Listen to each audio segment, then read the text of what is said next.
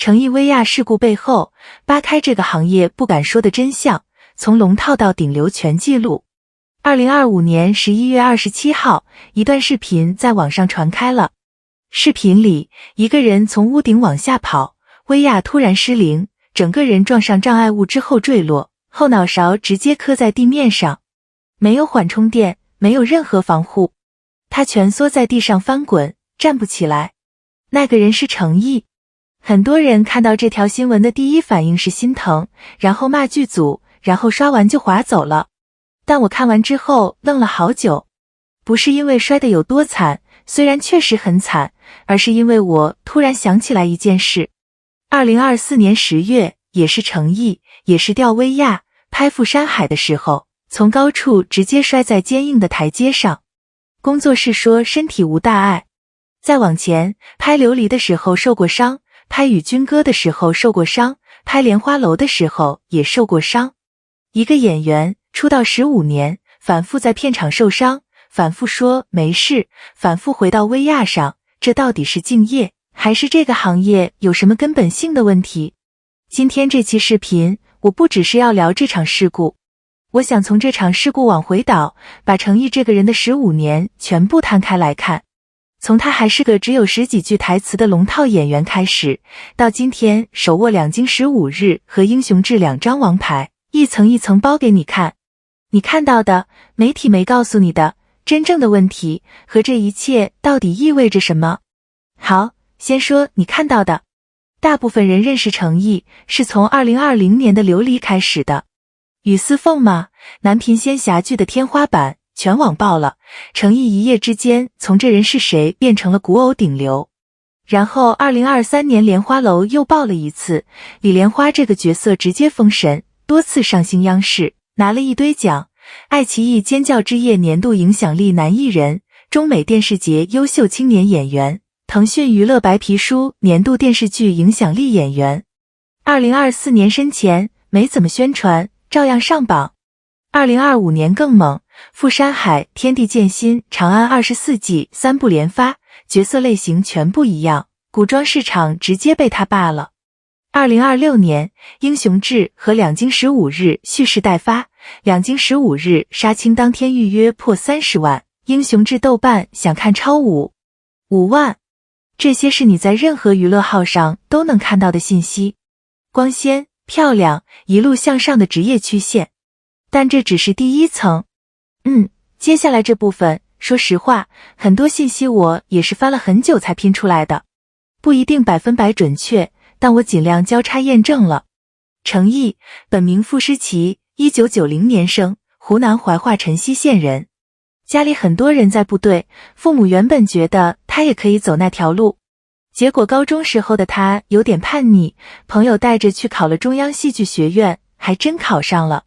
2008级影视表演4班，但这里有个细节很多人不知道，他读的是专科，不是本科，是大专。在中戏那个遍地学霸的地方，起点就比别人低一截。2011年毕业，出道作品是《唐宫美人天下》，听起来好像还行对吧？其实他演的是一个宫廷侍卫，叫冯小宝。多大的角色呢？你看这个剧，如果不是刻意去找，你根本注意不到有这么一个人。那个时候的诚毅，就是背景板里面稍微会动一下的那种。然后2012年演了《王的女人》里的柴头，一个随从。2014年董小姐，这部戏她有多少台词呢？据粉丝考古出来的信息，总共就10几句，10几句台词。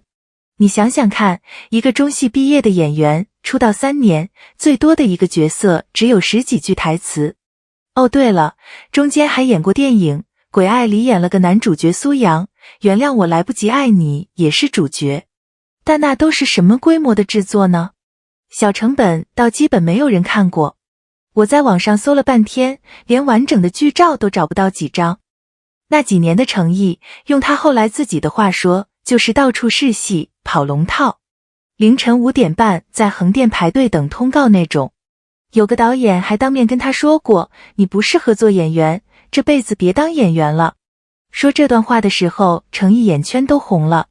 这不是我编的，是他自己在采访里提过的。稍微跑个题，但这事儿跟今天聊的有关。你知道程毅为什么后来那么拼命吊威亚，那么不愿意用替身吗？我觉得跟这段经历有直接关系。一个被人否定过，被市场淘汰过，在行业底层待了快10年的人，他好不容易抓住机会，每一场戏他都怕做得不够好，怕又回到那个没人看得见他的时候。好，拉回来。2016年转折来了，青云志改编自萧鼎的《诛仙》，大 IP， 众星云集。程毅演的是林惊羽，男配角。这个角色本来不大，但当时他签约的公司欢瑞世纪帮他加了不少戏。结果呢，弄巧成拙，网上开始骂他是加戏咖。那个时候的网络舆论环境，你们想想，一个没什么名气的小演员被骂加戏，基本上就等于职业生涯提前判死刑了。同年，他参加了湖南卫视的1年级毕业季，当了科班生队长。这个节目里，他表现其实不错，暖心，照顾同学，实力过硬。但节目本身充满了 drama 和话题炒作，程毅反倒成了被卷进去的老实人。从2011年到2019年，整整8年。你数一下他的作品表：龙套、小配角、小成本电影，一个被骂的配角，一个综艺节目，一个中戏毕业生，8年了，还是这个处境。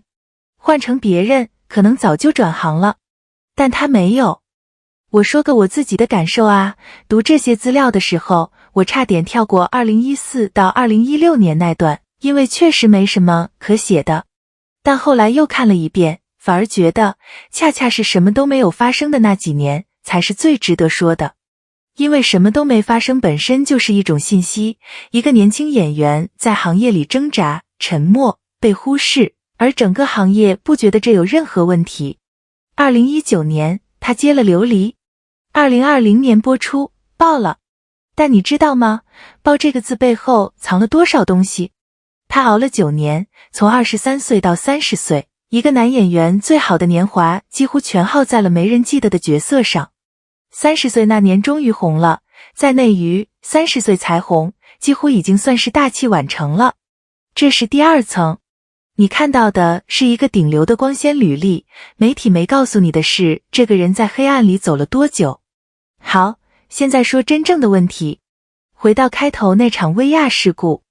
2025年11月27号，两京15日片场，程毅拍屋顶逃亡的戏，威亚牵引失控，胸部撞击障碍物后坠落，后脑勺触地。